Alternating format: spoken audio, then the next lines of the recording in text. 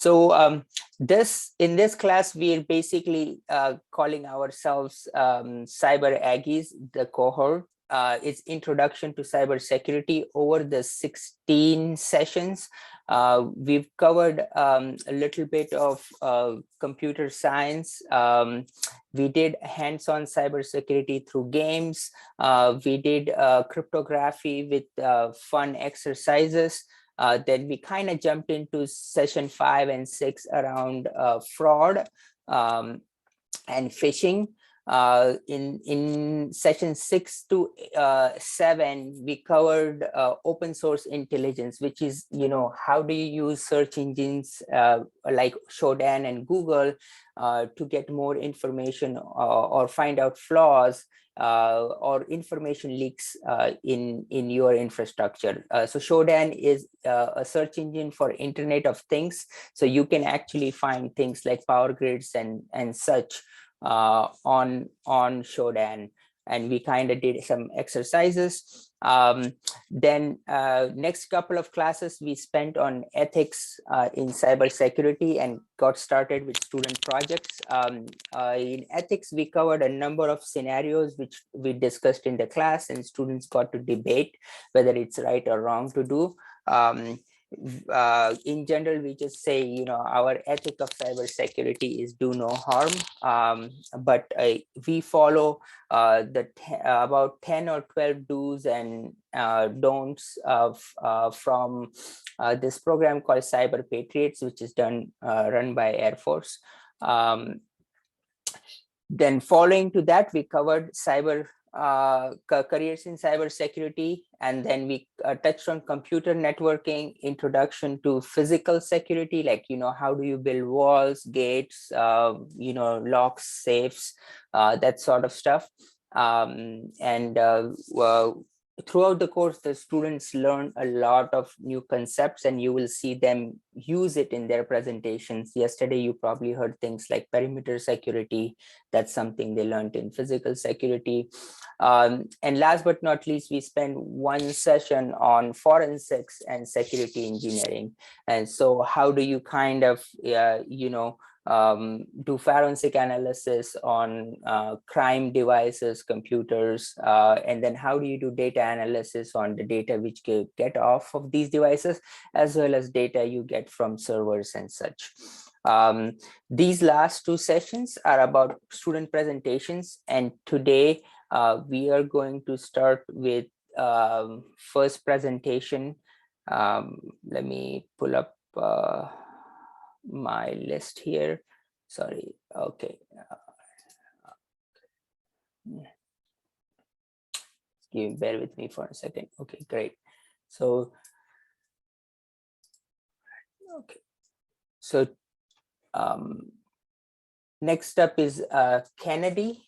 So Kennedy is going to talk about Zeus banking cyber attacks. So it's a specific cyber attack which is being taken apart by her. And Kennedy likes to go shopping and work out, and is new to computers.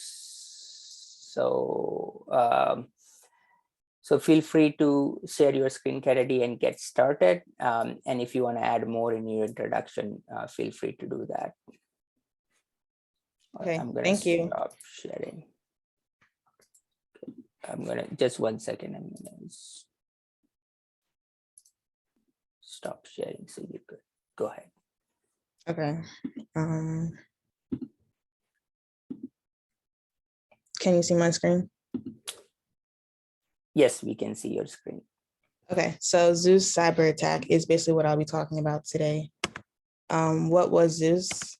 Zeus was primarily created to be crimeware, which is any computer created with malicious intent. It is believed that Zeus originated in the eastern part of Europe, going after small, medium-sized corporations and churches. How victims were attacked. Computers were usually accessed by instant messenger and social media platforms. Once the computer was infected, Zeus takes information from the computer's web browsers, particularly banking or financial information. And then this is just a picture of a cyber theft ring and basically what it looks like on the thief side of trying to take their information and how they deal with all that and targeted victims and stuff like that. How did the government take down Zeus? In 2011, a source code, which is a language or a string of words, numbers, letters, and symbols, was leaked. It was rumored that the company Zeus was retiring and selling its code. And in 2013, the FBI charged two people, Alexander Panin, who's down here, and who was believed to be the creator of another malware program called SpyEye, also created to be crimeware, and Hamza bin Dalaj, charged for developing components of SpyEye, who's also down here. So that's a picture of both of them, and then the warrant that was by the FBI for them. How does the government prevent cyber attacks? The government has tools such as the National CyberSecurity Protection System and the Cybersecurity and Infrastructure Security Agency, which are in place to protect information and respond to cyber threats. The Cybersecurity National Action Plan was put in place by President Obama. He announced that it would take a series of short-term and long-term actions to improve our cybersecurity posture within the federal government and across the country. And that's a picture of when he was talking about the actual plan. And that's it. Thank you.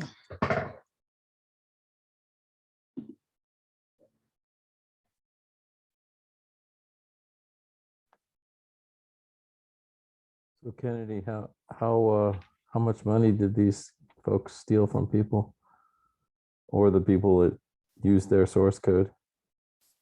Do you know? I'm not sure the exact amount of money that they stole, but I know it was a lot because it happened over in Europe and it kind of moved towards the United States and got us involved in it. So I know it was a substantial amount of money that they stole just by the research.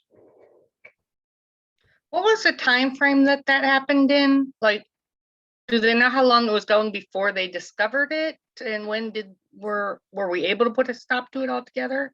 It was put a stop. Yeah, we did put a stop to it. It's no longer up, but I don't know the actual time frame of it, like when it started.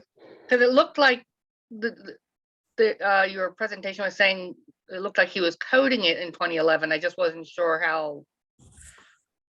if that was when it was discovered or if that's when he sort of did it but it was launched later. So it's just a little confused on the timeline there. Okay, what the other follow-up is of the suggestions that I know that President Obama and his team worked on, what were some takeaways? Did you get any takeaways that people should use watching for that stuff, or companies should be watching for? Did they give any sort of advice? I didn't do any particular research on the advice that they gave to companies to be careful, but I would assume that it would be like things that we learned in the class about like watching the emails that you're emailing to spam accounts and stuff like that. So, Okay. All right, thank you. Good job. Awesome. Thank you so much, Kennedy. Great job. Brett, you are up. Sorry, no. Amaya, you are up next. And if anyone else has questions for Kennedy as well, feel free to ask them. All right, okay, cool. So cool. Next up is Amaya.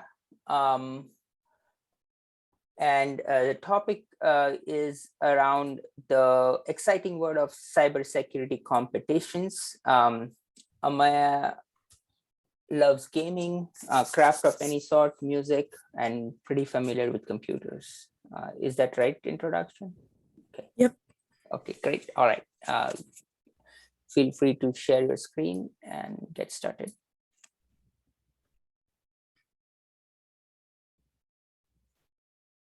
One second.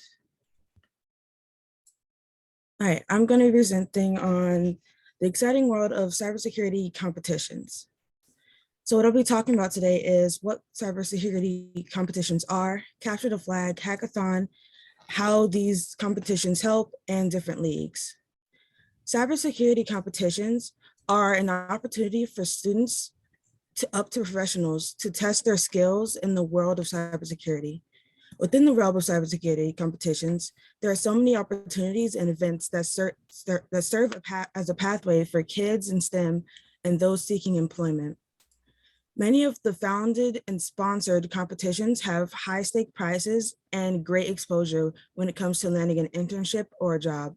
There are also competitions and CTF, which I'll talk about later, contests organized specifically for young girls or women in security to encourage more females to enter this male-dominated STEM area like cybersecurity.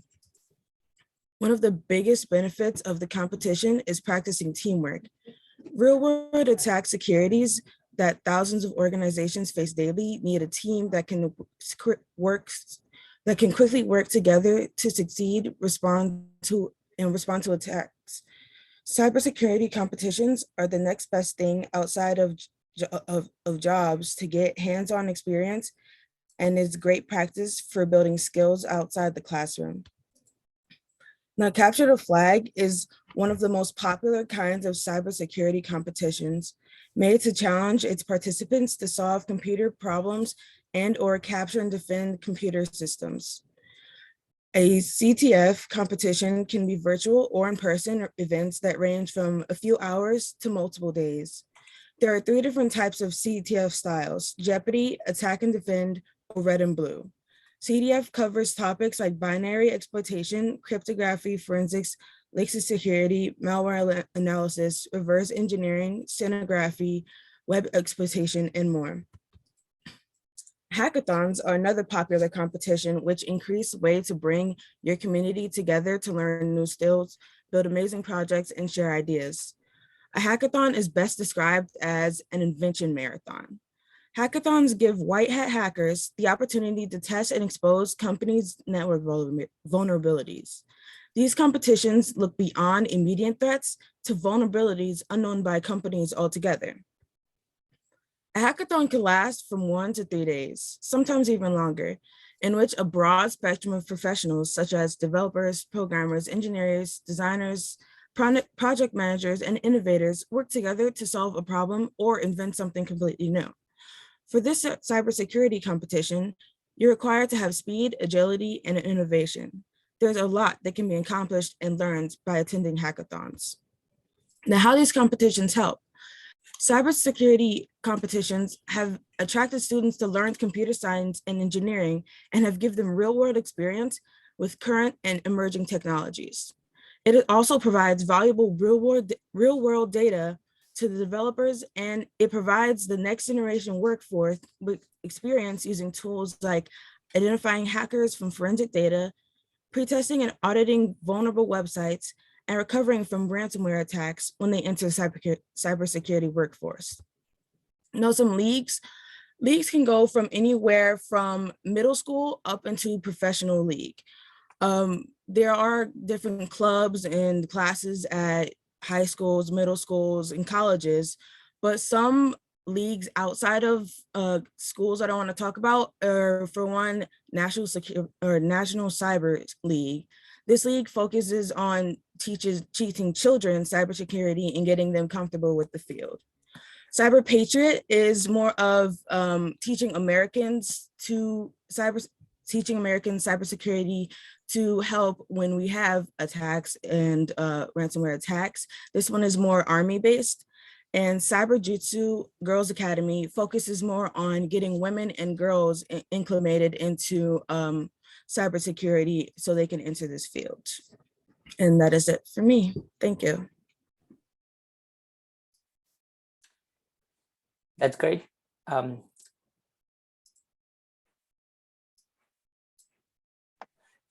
Any questions for Amaya? It's kind of great. Like, today, one of the things I wanted to cover was cybersecurity competitions, and you did a bit of my job already. So thank you.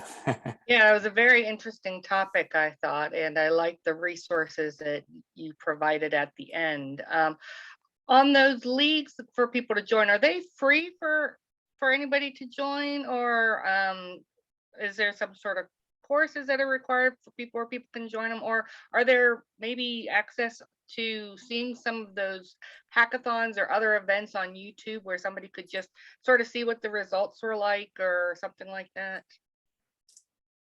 You can always look up different hackathons and capture the flag events on YouTube. They're always available. There are also different websites that provide information about that. Concerning the leagues, I don't know if every single one of them is like 100% free. Some of them might have, I guess you could say a toll, not really a toll, but you could have to pay a price to get in. A lot of them are school-based, so some of them might be connected to the school as well. So you might be able to get in that way. And I think that was the last part of your question. Yeah. Yeah, no, thank you. I appreciate it. Well done.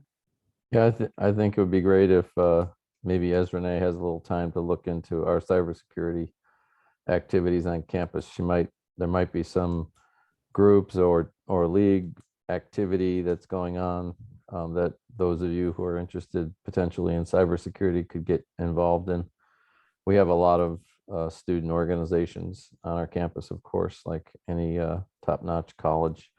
And with that, I thought I'd take a moment to say that we have at least two major centers. One's called an institute and the other is called a center in the cybersecurity area.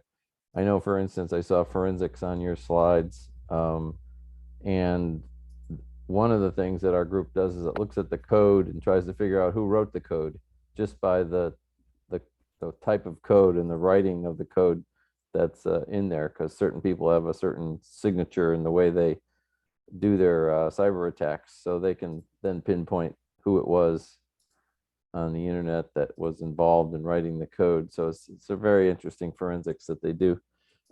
Anyway, that's a great presentation, and it just shows that there's a lot of opportunity to compete. They probably have these first robotics competitions as well that are, first STEM first kinds of competitions.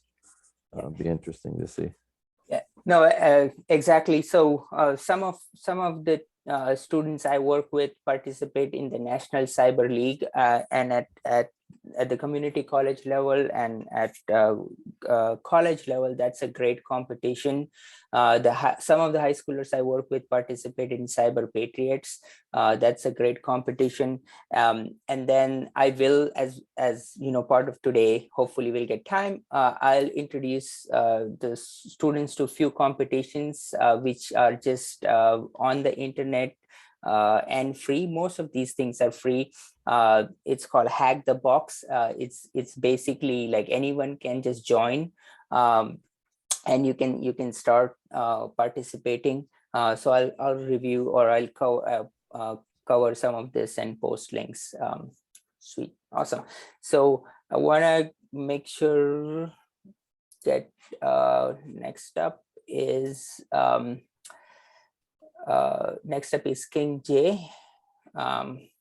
If you want to share your screen, and the topic you are covering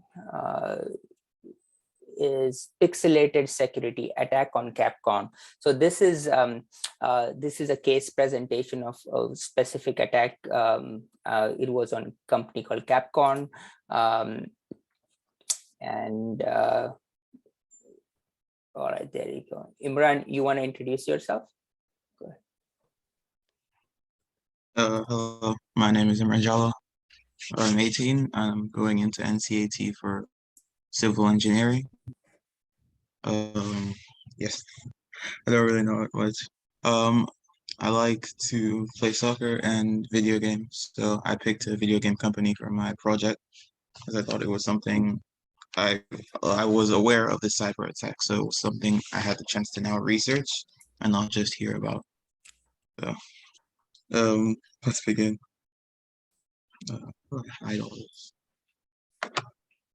Sorry. My presentation outline is about Capcom. What exactly is a ransomware? The attacker responsible for the ransomware attack on Capcom, and a short summary of what actually happened during the attack. Capcom.co Limited is a Japanese video game developer and publisher. It's created millions of multi-million selling game franchises. with its most commercially successful being Resident Evil, Monster Hunter, Street Fighter, Mega Man, Devil May Cry, Dead Rising, Marvel vs. Capcom, and Ace Attorney. My favorite from the group being Mega Man, actually. What exactly took place was a ransomware attack on Capcom. Now, a ransomware itself is a form of malware designed to encrypt the victim's files. It holds the data hostage while the attacker demands a ransom. Once payment is made, the threat actor will restore access to the encrypted information. It's basically a hostage switch situation. Pay me money, you get your data back. Now, the responsible attacker was actually the company confirmed that the ransomware gang known as Ragnar Locker was responsible for the attack, and it said it had referred the matter to law enforcement in Japan and the US, as well as data protection agencies in Japan and in Europe, sorry. While looking, there was not exactly that much information out about the legal proceedings which took place after after Ragnar Locker was, well, sent in with law enforcement. There was not exactly much information out, but it was said they were punished to a high extreme of the law. Now, in November 2020, Capcom suffered a ransomware attack that led to the gaming giant shutting down some of its networks. The Ragnar Locker ransomware destroyed and encrypted data on Capcom servers, and the unauthorized access resulted in stolen personal information of employees and the company's video game plans. The leak revealed some of Capcom's most notable and beloved franchises have remakes currently in development. It will also divulge in sequels for some titles were in the works for 4-year plans, was prematurely unveiled by the ransomware attackers. So the ransomware basically gave out information about the games and stole some information of employees as well as some people who use Capcom. These are the websites for which I got all of this information from. Something that did interest me though while researching this was to the extent that they were punished, which I found quite interesting. To the extent they used their information on cybersecurity wrongly, I would like to say. They stole and encrypted and so on and so forth. But they were punished far worse than you would expect. For most, they did steal personal information, yes, but for most of it, they just leaked video games early, gave out titles, which at the time, as I heard of this attack, at the time, I didn't really think much of it, but realizing that they were severely punished for this, which was quite surprising, makes me think that the importance of cybersecurity as well as can lead to, I don't want to say too much, but more, it's this dangerous playing the wrong side of cybersecurity, if that's the right way to say it. That's why it's good to stay on the right side. That's all the information I have. Thank you.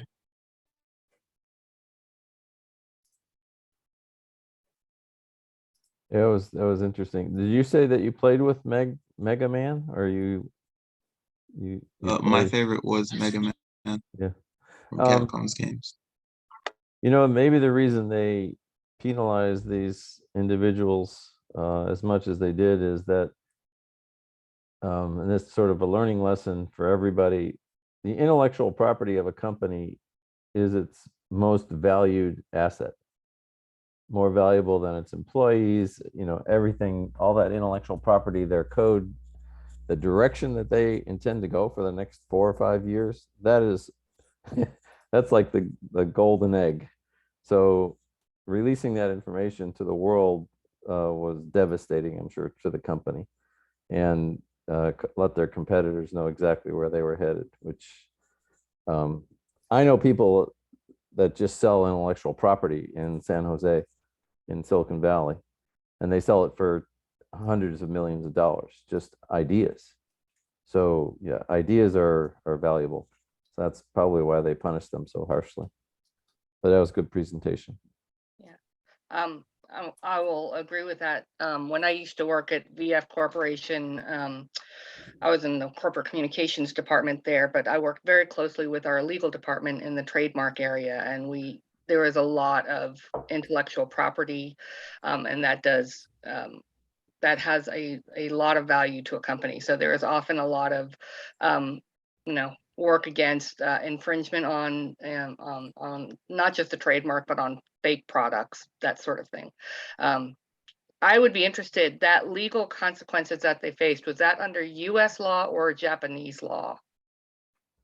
Do you know? I believe it was under Japanese law. Which they are very, I will say, from their perspective, particularly if it's a Japanese corporation, they are very tough on that kind of law in there. So I'm not actually surprised to hear that those consequences would have been really tough. But you know, on the plus side, it sounds like they didn't do a lot with the personal information, but they also never know that that personal information can end up in the dark web somewhere. It can be sold off to a lot of people. So I think to Dr. Monti's point, yeah, they want to make an example, so to speak, for them. So, but I thought your presentation was great. You showed your sources, which was really good, and you had a really nice outline. So great job. Thank you. Awesome, great. Any other questions? Awesome, cool. Next up is Brett. If you want to share your screen.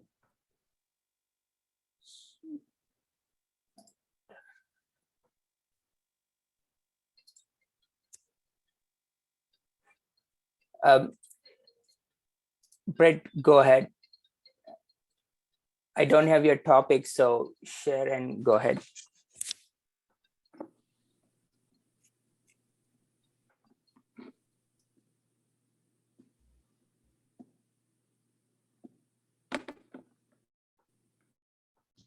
Can you hear me, Mr. King? We can hear Can you now, anyone hear Britt. me? Okay, cool. My headphones are acting weird. Awesome. Hello, everybody. My name is Britt. I'm 18. I'm going to NCAP for biomedical engineering. I'm currently on my iPad, so because my computer is broken, but I will do my best to see if I can still share.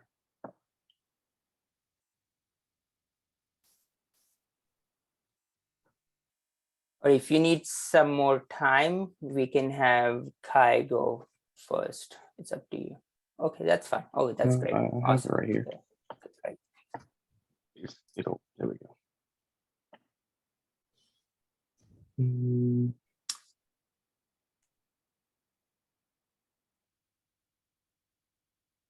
Okay, can everyone see it?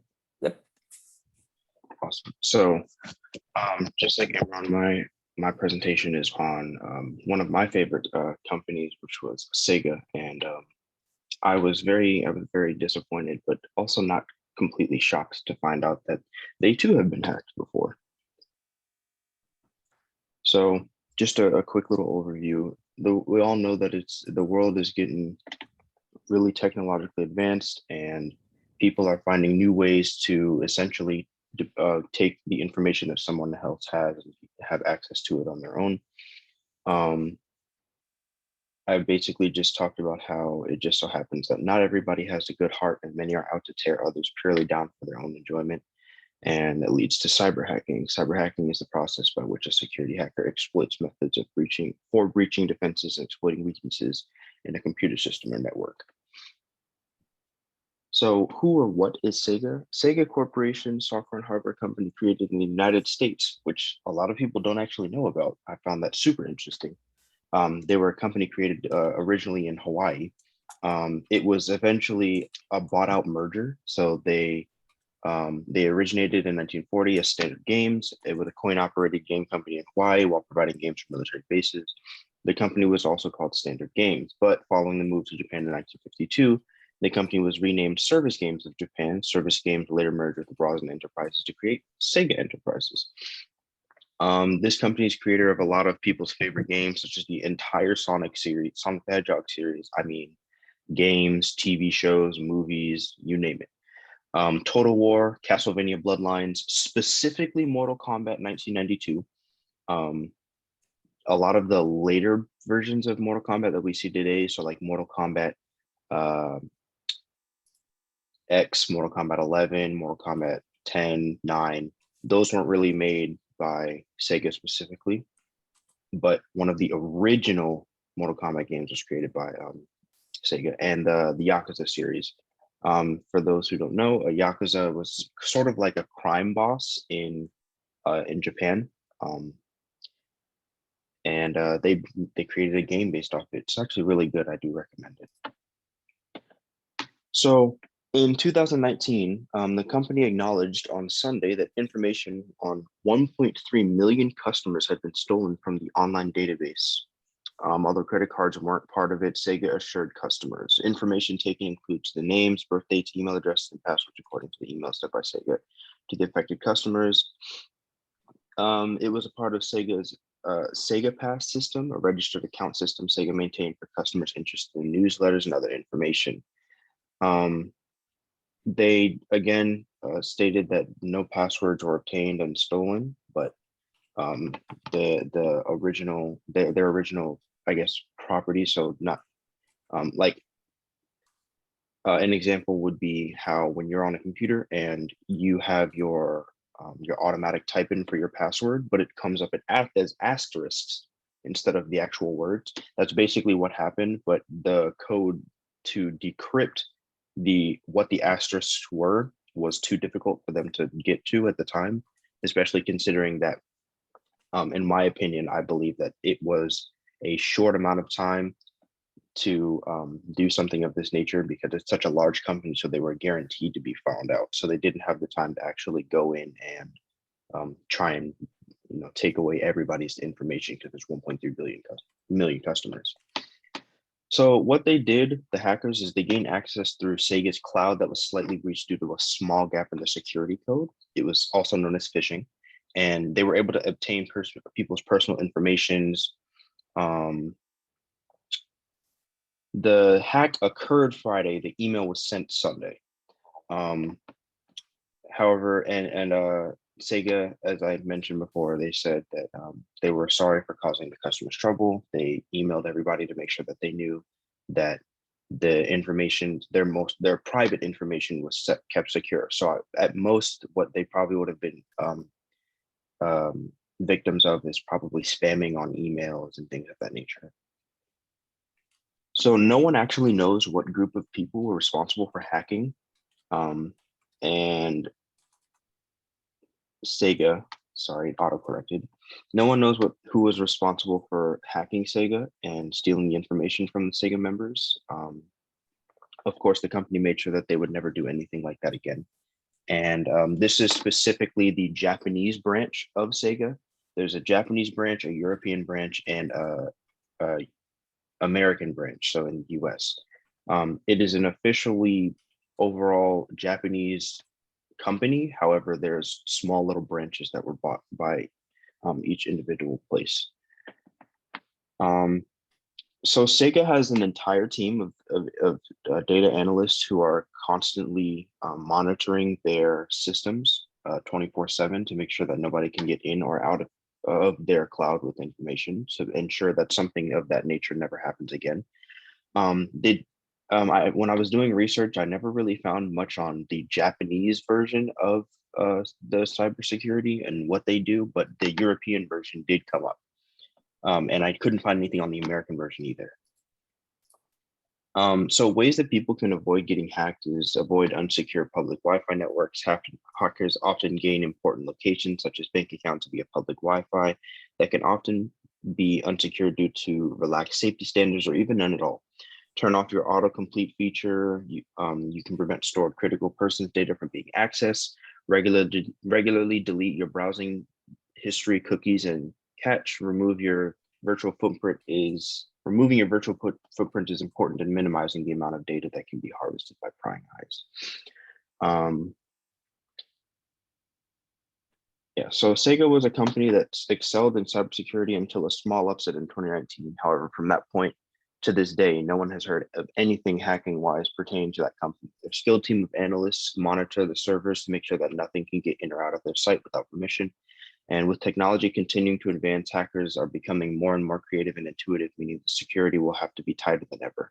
I couldn't find the specific codes or type of code that Sega was using and putting in place, because obviously no one's going to release that sort of information just so that someone can eventually learn how to use it and then, decrypt it and hack Sega. Because what would suck is if something of similar nature that happened to Capcom, like Imran's presentation, did happen to Sega. Because as mentioned before, the Japanese version of a lot of video game industries, especially, that is their revenue. They make a lot of money from video games because these games are produced in Japan and they're sold all across the world. I remember reading an article about one of my favorite games, Super Smash Bros. It's that's by Nintendo, who also has some stocks in Sega, but they had 40, I believe it was 45.8 billions copies of that game sold. So you can imagine how much money they're making from just that one game alone. So if they were to have that sort of information leaked, that could be the end of their company. But yeah, these are the sources that I had, and that's all I have. Thank you.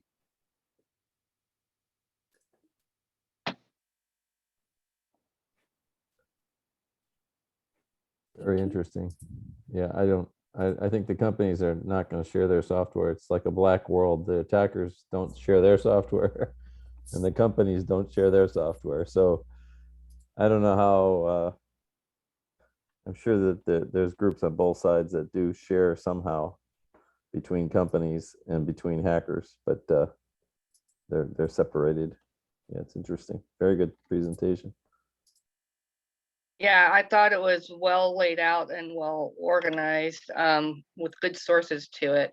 I was actually impressed that you mentioned that they found out they were hacked on a Friday and they sent the email like 2 days later to their customers, which for a lot of customers, that's a pretty fast, I mean, a lot of companies, that's a pretty fast response. And if that was their first, if I was interpreting it right, that was also their first major hack. That So, was their first and only. right. So I wonder, I would be curious, and I'm sure you don't know, and it wasn't part of your presentation, if they would actually be considered sort of a best in class on how to respond to a cybersecurity hack. Because I can remember when Target got hacked and how long that took for people to find out after the fact, which was a major deal and not how you handle a cyber hack. So I think the examples that you're showing shows, you know, people are going to get hacked. It does happen. You can do your best, but somebody out there may be smarter and faster, and it can happen. So it's not just about being hacked, it's your response to it. And I think this was a great example of how to do that. So I think that was a really good case study to share. And thank you. And I will now be wanting to yell Mortal Kombat for the rest of the day. So thank you. Good job. I think another thing to stem off of your point, another thing that also helped them is I know a lot of companies have specific people who are designated only to cybersecurity, and that is their job. So they have people who take rotational shifts and make sure that nothing gets in and out of the system. So I think that's one thing that a lot of companies might overlook if they are, whether it be for just starting out or they've been around for a long time. It's just having somebody to constantly monitor what's going on in their feed is very, very helpful because you'll be able to track exactly where something came from and stop it at the source before it can get any further, which is something that I do think Sega did a really good job of because they were able to stop it. They got hacked Friday and then stopped it by Sunday, sending an email out to all of the other people just to kind of notify them to say, hey, we got hacked. If something of, let's say you get spammed by an email or something, it could possibly be because of this. So they took ownership for it, but they still shut it down very quickly.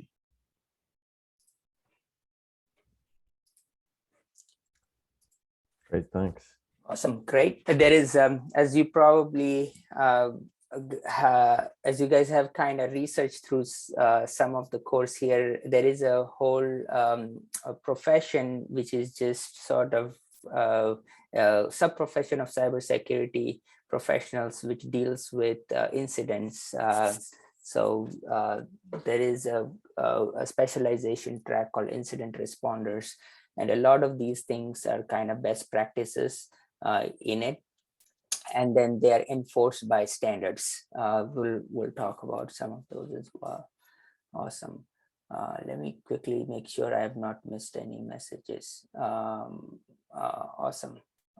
Yeah, I'm seeing a lot of people mentioning here that their social media profiles have been hacked before.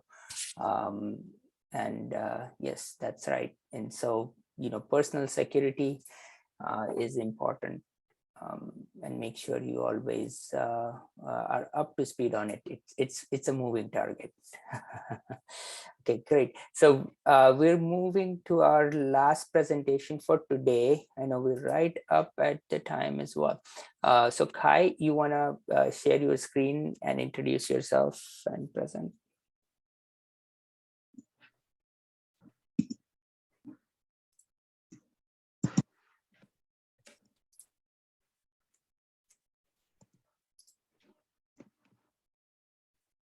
Can you guys see my screen? Yep. Yeah. So I did the anonymous organization, and I wanted to figure out what they did. So,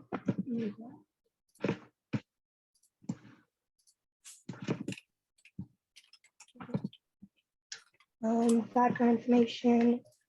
The anonymous group has existed since 2003. The group originated on 4chan due to raids between the years of 2003 and 2007. These raids in particular on 4chan's B-board would mainly include mass pranks and raids on other websites and servers. The B-board was dedicated to random content and raiding other websites. In 2006, due to the immense growing traffic on 4chan boards, users transferred from 4chan to Internet Relay Chat, or IRC, to continue their pranks. IRC is a text-based chat system mainly used for group communication. Due to the frequent raids on both websites, mainstream media outlets started to cover Anonymous. The first mainstream media outlet to cover the Anonymous group was Fox Station, KTTV in Los Angeles, California. And then the next slide is talking about the group's targets. They mainly target opposing governments and and corporations that is seen as particularly and anonymous targets opposing governments and corporations that is seen as participating in censorship or promoting inequality. The group targeted ISIS back in 2015 after the Paris terrorist attacks.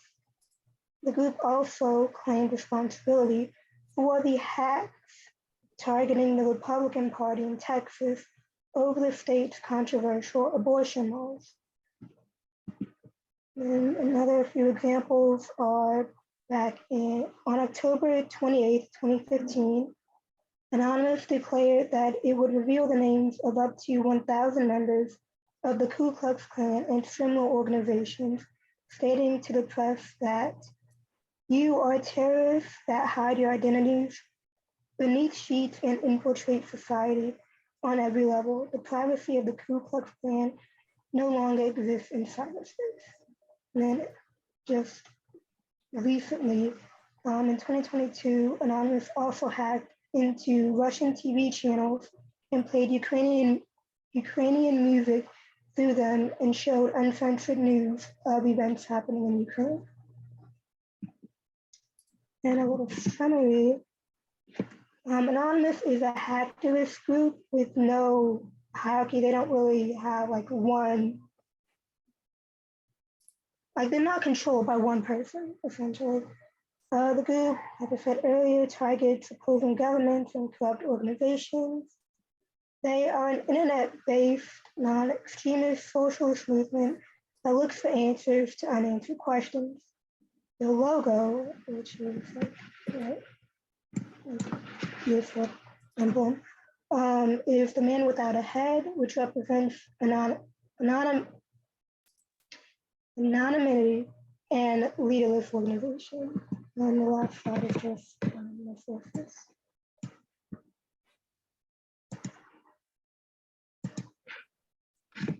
Yeah, that's really all I have. Awesome. How do you know how they remain anonymous? I mean, hackers are sometimes found out, right? So there must be Russian government and pro-lifers and all these Ku Klux Klan folks are all probably trying to find out who these people are. Did they ever say how they remain anonymous? There's probably hundreds of thousands of them. So Not really, as far as I'm aware. They didn't say anything about it.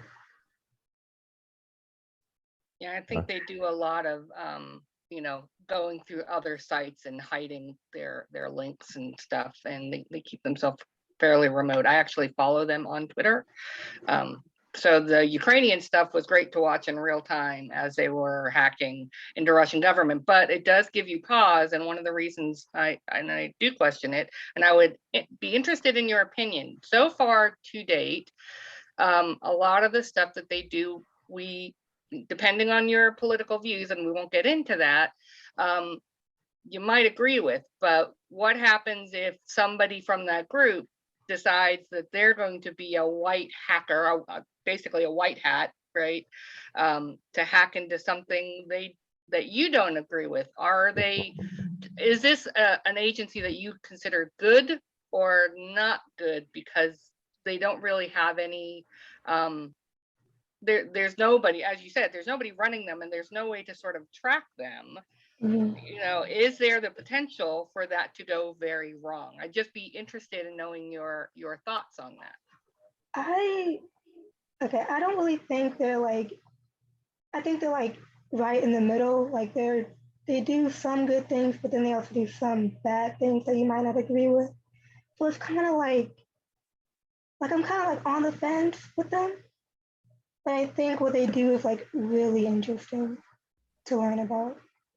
So maybe you think they might self-regulate themselves enough because they're a big enough group that if somebody sort of goes out of line, maybe the other people would sort of pull them back. I thought it was a good presentation. Anonymous is a great thing to study, I think. And for that particular reason, I find it very interesting having this anonymous group and being able to do that. But it also highlights, you know, what if it's our government? What if it's somebody that we support? So there is a great ethical debate to be had, I think, around that group, which is also part of the reason I follow them on Twitter. I do find their activities interesting. I want to track them because they can be a very powerful force for good, but it can also go very wrong too if they go the wrong way. So I sort of like to keep an eye on that. And interestingly enough, in terms of the foundation of them, it's a little bit from the movie V for Vendetta and also the Guy Fawkes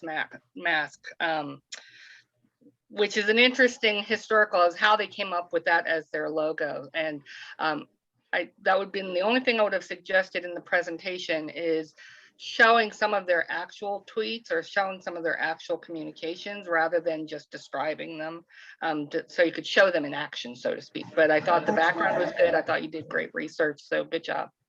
Thank you. Awesome. That's great. Thank you so much, Kia. I'm going to share my screen quickly. We are just sort of at the top of the hour, so I want to be respectful of everyone's time. Also, like the last presentation is a good test of what we studied in this class around ethics. Like, you know, is it ethical to be a cyber activist or hacktivist, if you will? And so you should try and apply the do's and don'ts in this scenario and see what you come up for yourself. Having said that, so what are the next steps? The presentations of all the students, we're posting them online. And if you don't want to be online, let me know. I will remove it. But it is the link is on the class site here. You will see the presentations from yesterday here. The presentations from today will be on the link for today's class as well. So what's next? Now that you've kind of, completed the course, so two things are next.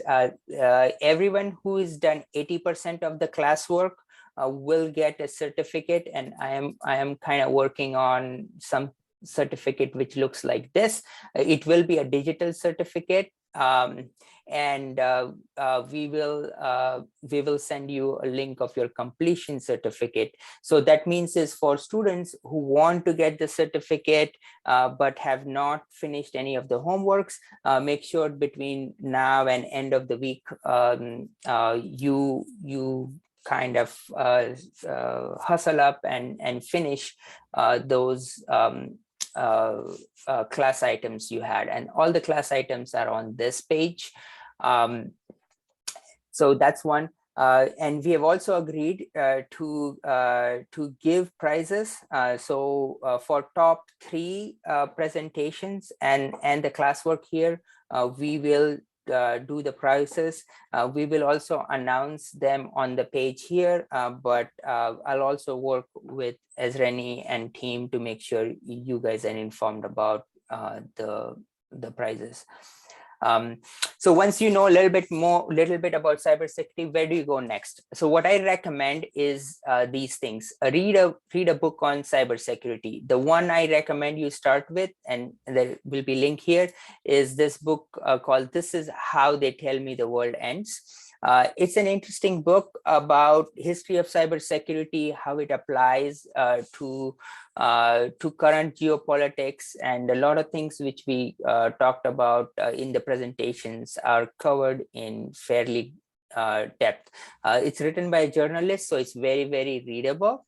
But there are numerous other books. If you find something which you like, share it on the class Discord.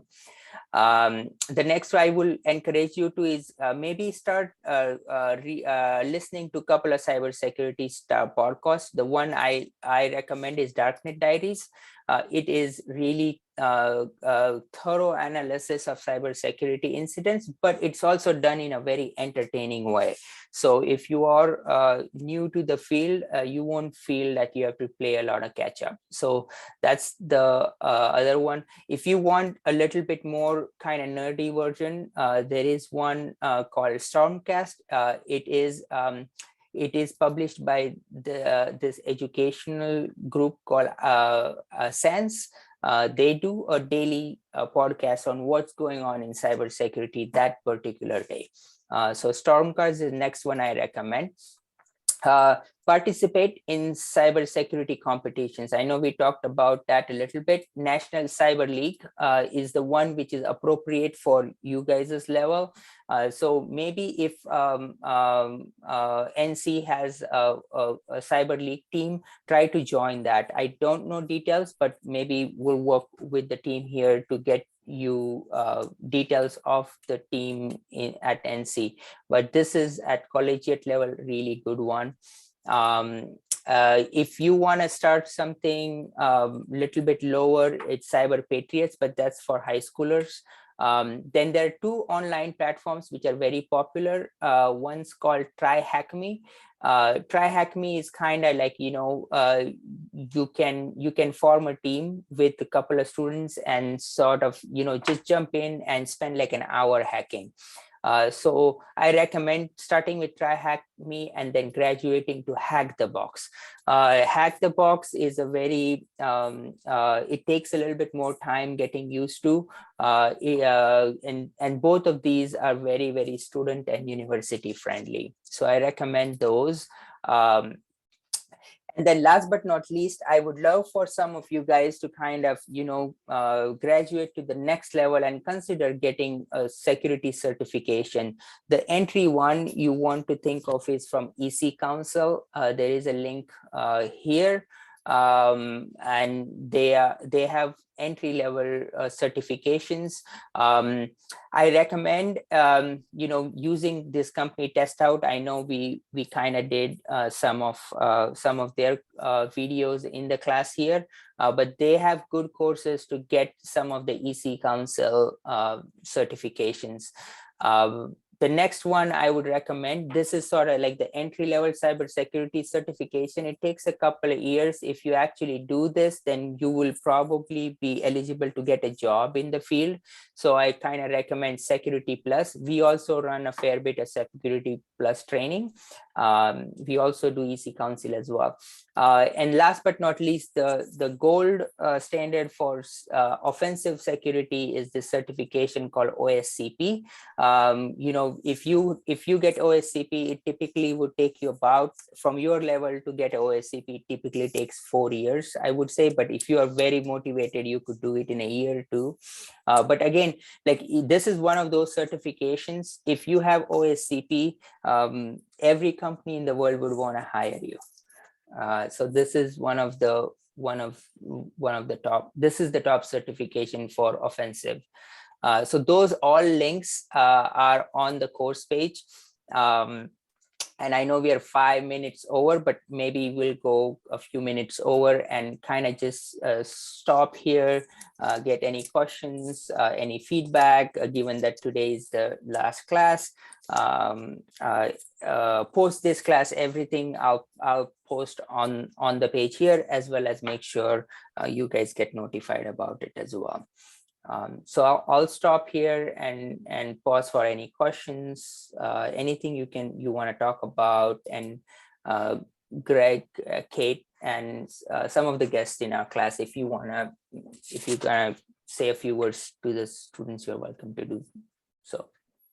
Yeah, Vibhav and Esrene, are you guys planning to do any kind of feedback, since this is the first time we've presented this course, with the students, and sort of get some of their candid comments about what was great and what was not, and so on and so forth? Are you planning anything like that? Yeah, I plan on doing anonymous forums. Okay. So they don't have to say their names, but their questions asked about both components, just to get back feedback. So yeah. Okay, great. I was going to email to all instructors to ask if there's anything specific that they would like to know. Perfect. The only thing I wanted to say was congratulations to all the students. I think you've all done a really great job doing a presentation. I know this is sort of your first round with doing cybersecurity. It seems like you guys have learned a lot from the course, so well done. So I just wanted to give a round of applause to everybody. Yeah, so good job. very good.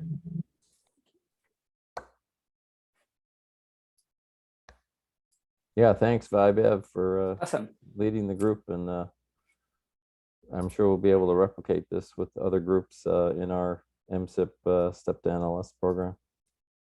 That's great. And I might mention, we do have a professor who's in this grant, who's from cybersecurity. His name is Kaushik Roy. And for anybody who's interested in cybersecurity at A&T in any way, you can reach out to Kaushik, Dr. Roy, or I can introduce you to him, and he can give you guidance. That's great. Awesome.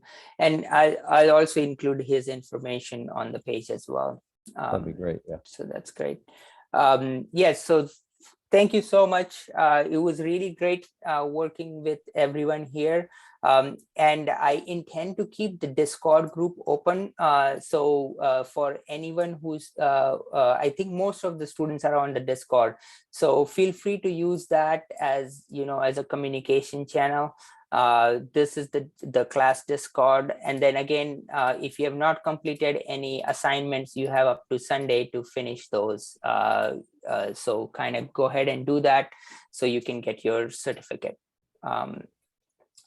Which Thank I you think would again. be, yeah, I think the certificates are really valuable because it's something you can put on your resume. Yeah, from what I've heard from cybersecurity people in the national agencies, they're dying for people. They have hundreds of thousands of jobs available across our country, and certificates are important to demonstrate your skill set. So yeah, being able to put this on your resume will help you get an internship next year as well. Awesome. All right. Great. And I also thank our guests from math class and math teachers for joining us. So thank you so much. Okay, cool. All right, guys. So I'll call it the last class. Thank you so much. Thanks, Vaibhav. Thank you. Thank you, Mr. V. Thank you. Thank you. Thank you. Thanks, Mr. B. Thank you, guys.